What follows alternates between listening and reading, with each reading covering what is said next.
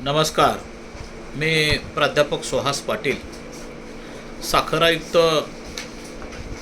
श्री संजयजी कोलते साहेबांनी राज्यातील ऊस उत्पादक शेतकऱ्यांचे थकीत ऊस बिल न दिल्याने महाराष्ट्रातील 9 साखर कारखान्यांवर RRCची कारवाई केल्याचं पत्र वाचलं. त्यामध्ये आपल्या सोलापूर जिल्ह्यातील प्रामुख्याने 3 साखर कारखाने आहेत. संत कुर्मदास सहकारी साखर कारखाना, भीमा सहकारी साखर कारखाना आणि गोकुळ शुगर साखर कारखाना. खरं तर ही RRC कारवाई आम्ही सर्व शेतकरी संघटनेचे प्रतिनिधी, ऊस हंगाम गाळप बंद होऊन जवळजवळ 4 महिने झाले तरीही या साखर कारखान्यांनी ऊस उत्पादक शेतकऱ्यांना पैसे दिलेले नाहीत.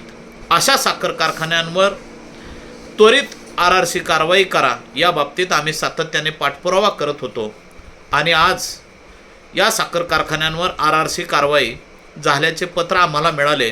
आम्ही त्या पत्राचे स्वागत करू.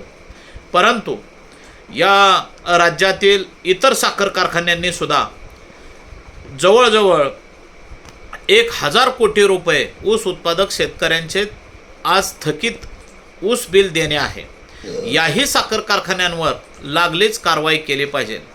राजकीय नेतृत्वाच्या काही आमिषापोटी कोणत्याही साखर कारखान्याला साखर आयुक्त साहेबांनी अभय देऊ नये एवढंच मला साखर आयुक्त साहेबांना सुद्धा विनंती करावायची आहे. आणि सर्व साखर कारखान्यांनी सुद्धा ऊस उत्पादक शेतकऱ्यांना लवकरात लवकर त्यांच्या घामाचे कष्टाचे पैसे द्या एवढी विनंती आज या माध्यमातून करतोय.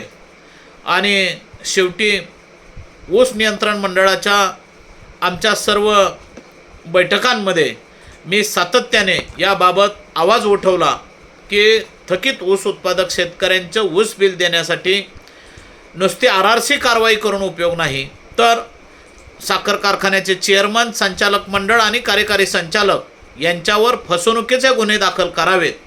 ही भूमिका आम्ही सातत्यानं अग्रक्रमाने मांडतोय.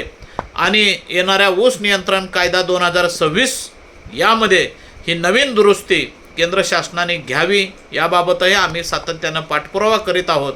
आणि मला नक्कीच सांगायला अभिमान वाटतो की याबाबतसुद्धा शासनाचा सकारात्मक दृष्टिकोन विचार चालू आहे. धन्यवाद.